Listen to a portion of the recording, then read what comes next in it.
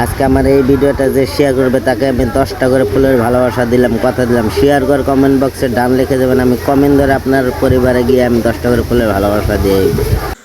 আজকে একটা অনেক দুঃখের বিষয় একটি কথা বলতে হলো।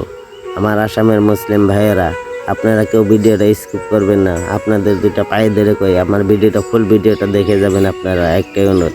আর ভিডিওটা সবাই শেয়ার করে দিবেন ভাই, এটা সবার জীবন মরণের খেলা। আজকে আসামের যেটা পরিস্থিতি আমরা সবাই জানি, সবাই দেখতেছি কি তাহলে আমাদের মুসলিম ভাইদেরকে অত্যাচার করতেছে।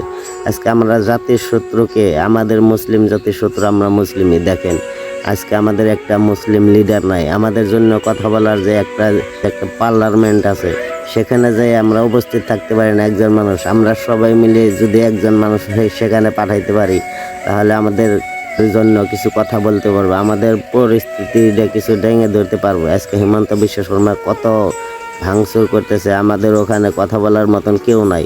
তাই আমরা সবাই একতার হয়ে আমরা যাতে এই নির্বাচনে আমরা হাফিজ রফিকুলকে জয় করতে পারি।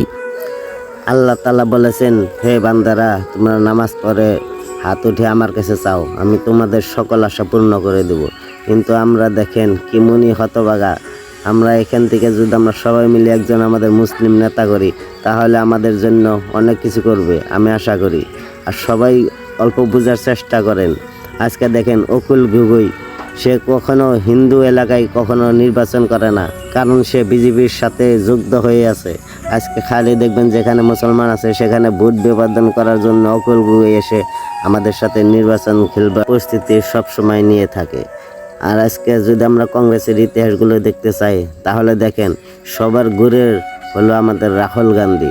তাই একটা কথা সবসময় মনে রাখবেন, ওই রাহুল গান্ধী কখনো আমাদের কথা বলবে না, কারণ আমরা মুসলিম জাতি। সবসময় আমাদের চাইবে যে ধ্বংস করার জন্য, উপরে যতই মিল দেখাক কিন্তু ভিতরে একতার না।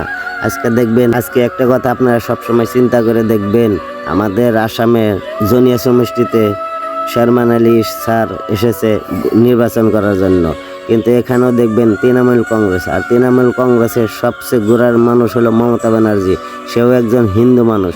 আর হিন্দু মানুষ কখনোই চায় না যে মুসলমানরা ভালো হোক। তাই যদি চাইতে আজকে দেখেন বাবরি মসজিদ ওখানে নির্মাণ করলো, তা ওই জন্য আমাদের কবির স্যারকে বরখাস্ত করে দেওয়া হলো। তাহলে দেখেন আমাদের মুসলিম জাতির জন্য কতটা ভয়ঙ্কর। তাই আমি আপনাদের কাছে সকলের কাছে অনুরোধ করছি, আমাদের এই জনিয়া সমষ্টিতে হাফিজ রফিকুলের সবাই মিলে আমরা একতার হয়ে যাতে মুসলিম নেতা বানাতে পারি। তার কাছে একটাই অনুরোধ করি যে আমার লং ভিডিও বানানোর অভ্যেস নাই, কিন্তু আমি কথাও বলতে পারি না, তারপরেও কিছু কথা বলছি, ভুল হলে আমাকে মাফ করে দেবেন। আপনার সবাই মিলে আমাদের একটা নেতা করে দেখেন, টাকা পয়সা সবসময় আসবে যাবে, কিন্তু ভালো একটা লিডার পাবো না। হিমন্ত বিশ্ব শর্মার ডায়েরি কি বলেছেন যে মুসলমান হাত ভরি ভেঙেছে, এবার মেরুদণ্ড ভেঙে দেবো, 116 মেরুদণ্ড ভেঙে দেবো। কারণ আমরা যে একতার হতে পারবো না, আমরা তো আল্লাহকে বিশ্বাসই করি না। বর্তমানে এইরকম পরিস্থিতি হয়ে গেছে। আল্লাহ বলেছেন যে মুসলিম জাতি তোমরা সবাই একতার হয়ে চলো, কিন্তু আমরা কি করছি, ভাই ভাই বিবেদন করছি। আজকে দেখেন মুসলিম এলাকা 3-4টা লিডার হয়ে গেছে। হাফিজ রফিকুল একজন আমাদের মুসলিম লিডার হিসেবে 100 উপযুক্ত, কিন্তু শর্মান আলী আসছে এখানে ভোট বিভাজন করার জন্য। বিজেপি বলেন, কংগ্রেস বলেন, রাইজের দল বলেন, তৃণমূল কংগ্রেস বলেন, দেখেন রসুনের গুয়া কিন্তু একটাই, রসুনটা চারিদিকে কিন্তু ছড়িয়ে যায়। তাই আমি আপনাদের কাছে একটাই অনুরোধ করব, দেখেন আমরা যদি নিজেরা সতর্ক না হই তাহলে আমাদের সতর্ক করে দেওয়ার আর মানুষ থাকবে না। একটা সময় পরিস্থিতি এরকম ভয়ঙ্কর হয়ে যাবে। তাই আমি সকলের কাছে একটাই অনুরোধ করছি যে আপনারা একটু বিবেক খাটিয়ে দেখেন, আপনারা একটু বুদ্ধি করে দেখেন।